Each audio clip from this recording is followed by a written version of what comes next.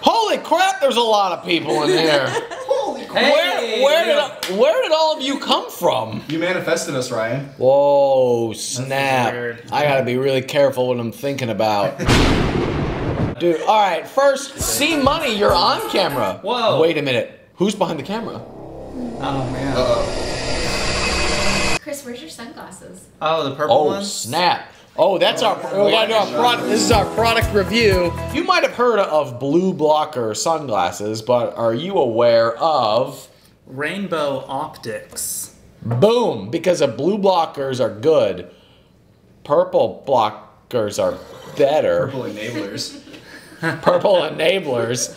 C-Money, tell us about your purple enabler sunglasses. So I just got these for my birthday. They came with an insert. Who invited them? Sorry. They came with a nice insert that showed they make every sort of color on the spectrum. Every glasses aligns with a chakra in your energy center. I can definitely sense that your aura is very purple tonight. These are supposed to open up your third eye. All right, can I try these on?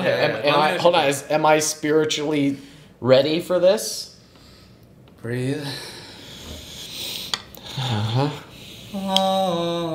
Oh, yep. Feeling it? Definitely feeling like we should spread the wealth around. Oh. Definitely feeling more socialist. I don't know if I like where this is going. One of the things that we do as a company is we maintain a document called the Vivid Vision. And this is something that we borrowed from Cameron Harold a couple of years ago. And Inez is the newest member of the team. And you said you had never seen that before. And I don't know why we didn't read it on your first day or give it to you in the interview process like we normally did. But you said that it aligned the focus of what you understood. So when we discussed the vision today, it was totally eye-opening as to everything that we're trying to do, not just the little bit that we're working on. And it completely helped encompass the company, and it made me really want to do more and just be able to like really progress and really get to the true end game of it. Cameron Harold will talk about this, and he's been at the Capitalism Conference. I think his talk is on the podcast, so you can Google that thing, Cameron Harold, Freedom Fastlane. And basically what he argues is that the first step to building anything bigger than yourself is to lay out where your company should be in the next 3 years.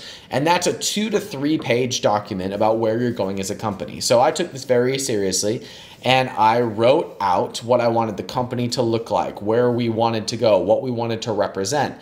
And it has actually been one of the greatest recruiting tools that I've had of getting everybody aligned and on the same page.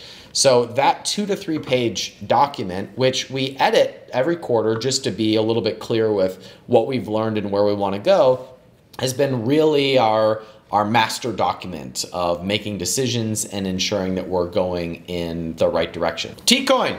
Yeah. What did we decide is going to be the company's focus for the next quarter? Company's focus for the next quarter is 1, creating a continuity program that helps y'all. We haven't gone that far, but creating a continuity program to be continued.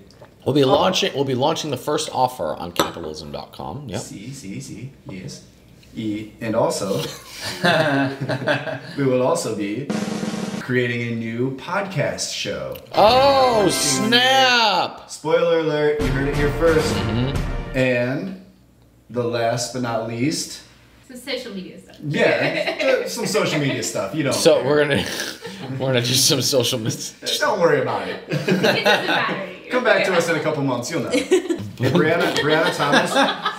Brianna Thomas sent us a message, and she wants to know what is the best and worst thing about each of our jobs.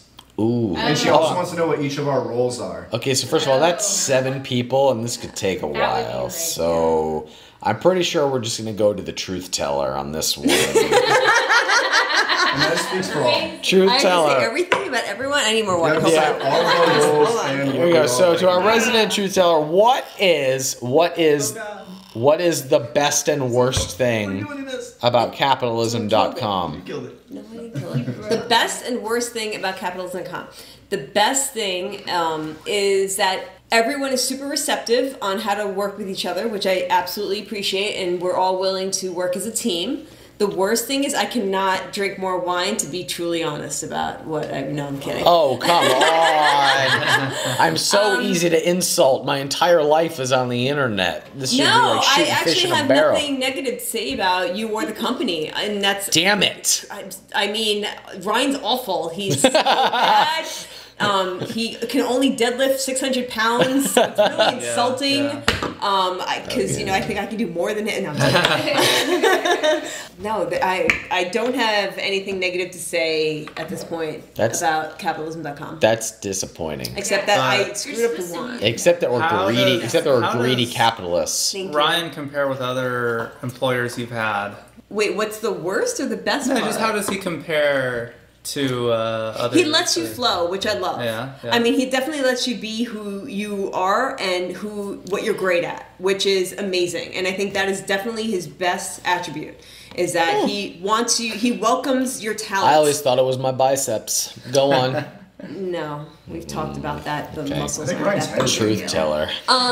So it truly is. He really wants you to be the best person that you are, and not who he wants you to be. So I am a good entrepreneur, and I'm a terrible manager. I mean, an absolutely terrible manager. And most entrepreneurs that I know are that way. And it's a completely different skill set to go from creative entrepreneur to having a team. And that has been a very difficult transition for me, as I've talked about very publicly about challenges of once a team is greater than like 4 people, I don't really know what to do. And my strategy up to this point has just been like, find what I consider good people, throw them in the bullpen and say, let's all figure it out. And operating under the assumption of if you hire good people, they don't have to be managed. And that hasn't worked for me. Just hasn't worked for anybody on the team in my experience. So I've put in a lot of time and thinking into how to make the pivot from being a manager to being more of an empowerer and more of a coach. And I think that's what you're seeing is I'm not good at telling people what to do. And I used to come out of my zone of genius to try and tell people how to do their jobs. And instead, I'm just committed to the vision out of a role and do my best to hold you accountable to the commitments that we make together, and then get the heck out of your way because I don't want to micromanage you. So for people who have been on the team for a while, curious if that has been a noticeable shift or not. And you are welcome to be drunk honest with me right now. No, I will say absolutely in that, and I've given you the feedback a few times, seeing the shift lately away from just being very prescriptive with what needs to happen to asking questions and working with the team members to actually get them to come to the conclusion. Even if you already know the answer, it's now leading versus just shoving down the path. So, honest question. I always thought that it was helpful to tell people how to do something. And I'm realizing now that by my perspective has been that by doing so, I actually stifled some people's creativity because I told you how I would do it. But the reality is I don't care how it's done. I care that we're getting a result. Am I reading that correctly, or did I make that up? 100%. So simple put, there's the adage of teach a man to fish, he eats for life, and I'm doing this backwards, or give a man a fish and you feed him for a day. And the old approach is very much, here's your fish, have at it. And the other thing with that is you have a focus because you are the CEO, you are looking at the big vision. You don't know all of the pieces that are happening within someone's role. So by telling them how to do something, that may be how you did it in other areas of your life or other work. That may not be what needs to happen for the company because there are other pieces that might get broken by not knowing where they intersect and what other pieces then come afterwards. There was something that I thought was really a really big sign of the shift we're making as a company that happened today. And it was as we were mapping out what was most important for us to focus on over the next quarter, there was a moment in which it was really clear we were making our decisions based on what had happened in the past. And it was based on everything that's happened to this point. This project is like a couple tweaks away from being done. Or this thing that we're working on is really close to maybe being great. And we paused and we said, but if we do that, does it lead us to the vision and the goal that we ultimately want? Or are we okay wrapping this up and calling it a day? Did anybody, was I being super esoteric, or did anybody find value in the conversation of leaving the past in the past? It's very liberating. Yeah. All right, so Yeah. Evan, if it was liberating, would you share how it landed with you and what that conversation was? Where we went, and part of the reason for this was we were being influenced in the decisions that we were making based on things that were either in motion or still that we were carrying with us. That might be kind of leading you to where you need to go. And so we were able to then break free of that mold and think to the vision about where we want to go as a company, where we want to serve our customers and our audience. And that actually freed us, and that's why I said the word liberated, because we could think differently. It was breaking the mold and saying, really, what do we want to do? Our brains are memory-making machines. It's constantly grabbing data. And so your brain can't accurately project what's going to happen in the future. And when it does, it bases it on the data collected from the past. So the past lives in the projection of the future, which affects our current decision-making ability. If we're going in a different direction than we've been in the past, then all we need to do is look at what pieces of data we're going to allow to come with us, not trying to bring all of that into the future, which is something that we've been guilty of as a company, and I think most entrepreneurs are guilty of, because if you think about the elusive idea of growth, we're going to grow, we're going to sell more, we're going to do more. Most people will say, well, we can take what we've done and just do more. So for example, I think one of the goals that somebody said was, let's grow our Instagram following over 10,000. I was like, great, that's exciting. All we're gonna do now is we're posting once a day. Let's post 10 times a day and see what happens. Or what if we made the future much, much bigger than what we've done in the past, and we have to go out and get new skills and come up with a new way to grow way through that goal. And it created such creativity out of how we might accomplish that goal. Would y'all agree?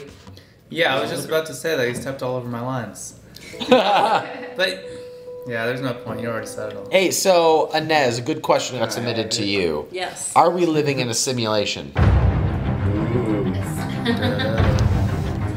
Tell us the truth. Yeah.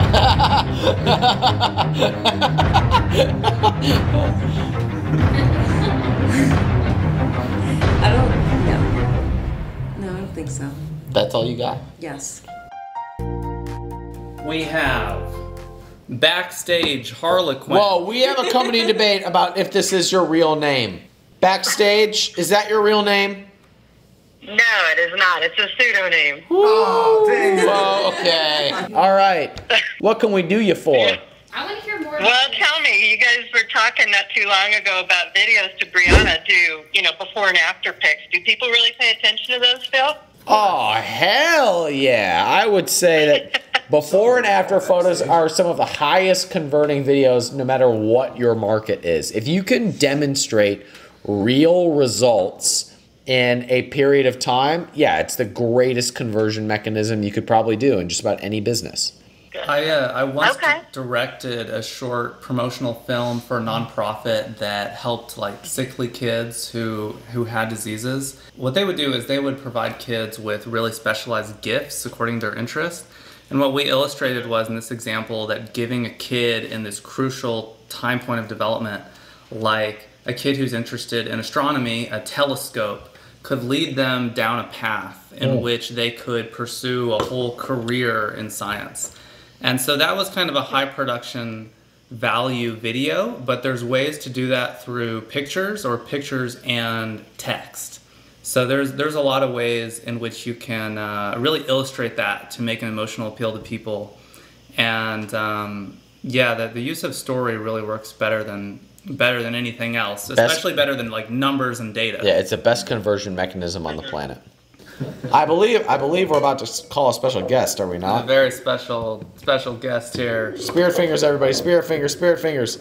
Spirit fingers, spirit fingers. We need spirit fingers.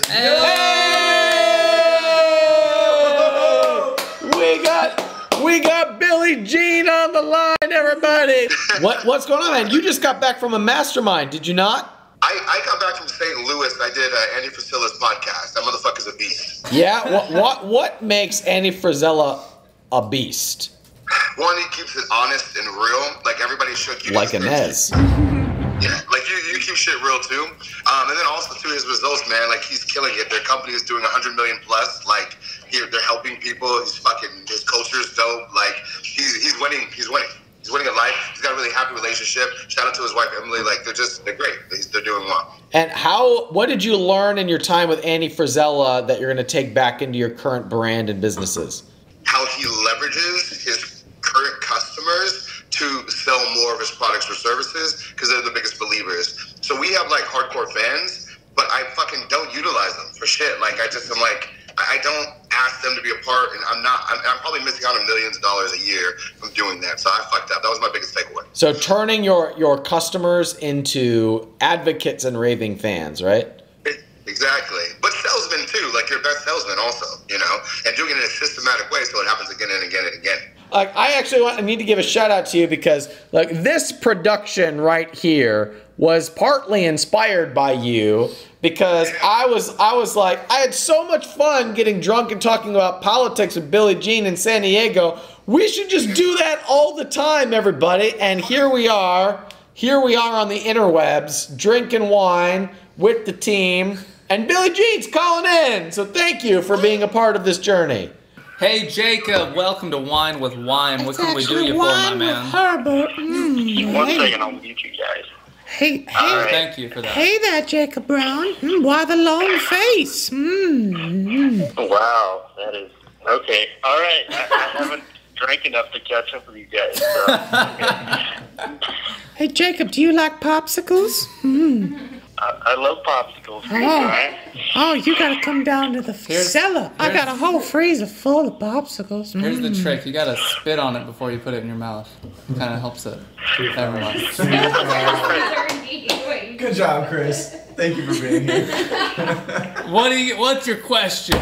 Okay, so it's sort of that you have the whole team there. I was wondering if they'd answer why they joined and maybe how you got in contact with them or how they contacted you. So I'm hiring somebody right now. Well, we take a rule with the boys here that if you can take your shirt off if you get toasted. And I don't know if we're gonna use this in the final cut. Full disclosure, these are all direct quotes from Herbert the Pervert from Family Guy. All right, why did the team join? I have a different experience than I think most of the team, except for maybe Tyler. Because Tyler came on as an intern and he kicked butt and proved himself. But I was kind of a very random acquisition.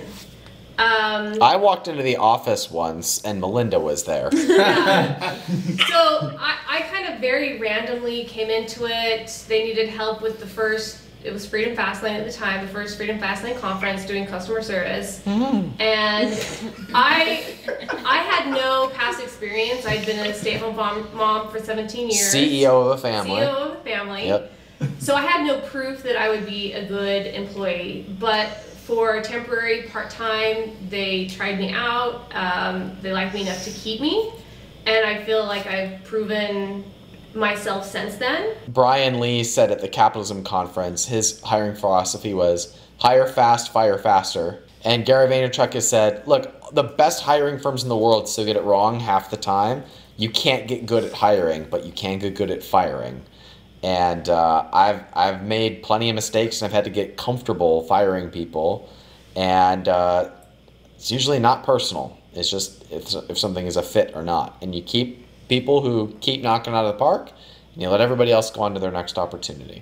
I think it's a really interesting story how Tiffany joined the team. What do you mean, in terms of the fact that I had a previous relationship with Ryan? Well, Ryan what kind of a previous relationship? Came out with a sour. Well, Ryan was reaching out to his network to find somebody. Tiffany represented the kind of person Ryan wanted to work with, right? And so Ryan reached out to Tiffany and said, hey, I want to hire somebody just like you, and then just by chance, Tiffany was available at the time. Yeah. Luckily. Actually, he saw me walking around town late. It's actually kind of true. It is actually what happened. Oh, Yeah. really? And I had just decided I think I might get a job. So yeah, it was just a weird. But yeah, it just goes to show like having a network, you know, like Yeah. around you and like reaching out to your network. And also being super clear about what you want from the person that you're going to hire. Not just what are their qualifications, but what type of person would be able to achieve the things that you're trying to accomplish with this role. If you think about any interview or conversation that you have with someone to have a working relationship with, there's two parts. They're interviewing you and you're interviewing them.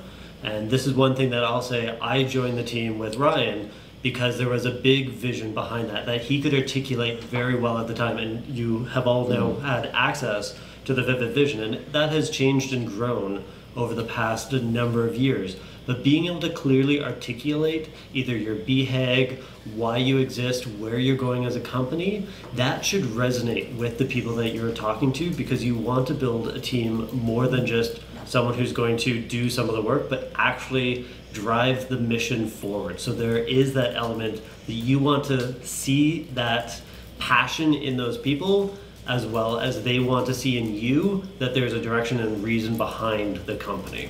In my past, I have been good at pitching a vision of where something is going, and now my job as a leader is getting out of the way and empowering and supporting people to make it their own vision. And one of the things that I'm committed to now is I've asked the team to keep me in my zone of genius, and now I consider it my job to flip the script and also create an environment in which the team is in their zone of genius too. And I want the team to feel as though this organization and this team is the best shot we all have of accomplishing the dreams that we have as individuals. Because otherwise, what's the point? Why are we all here? Is it just to make money?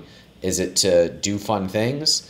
And I think it is to have a more meaningful life, whatever that means to us. And my goal is to bring on the people to which what we are doing here adds to their life, and to create an atmosphere in which this is the best shot that everyone here has at experiencing that. And if not, helping them get a skill set that helps them find their next opportunity. Jacob, thanks for the conversation, man. Thanks for the question. That was great. Thank you. This is great. Yeah. All right, man. All right. All right, have a good night. We are 7 hours past Inez's bedtime. 4 hours past Evan's. Inez is going to be up in 2 hours. We need to issue sincere apologies to Tim Ferriss. Yeah. We wanted to get to him and we ran out of time today. Next time. That's a bummer. Hopefully we'll get him next time. Thanks everybody for watching. This is the capitalism.com team. Very proud to be a part of what all of us here are doing, and excited to be documenting the journey with you. Thanks for watching. We'll see you next time. Good night.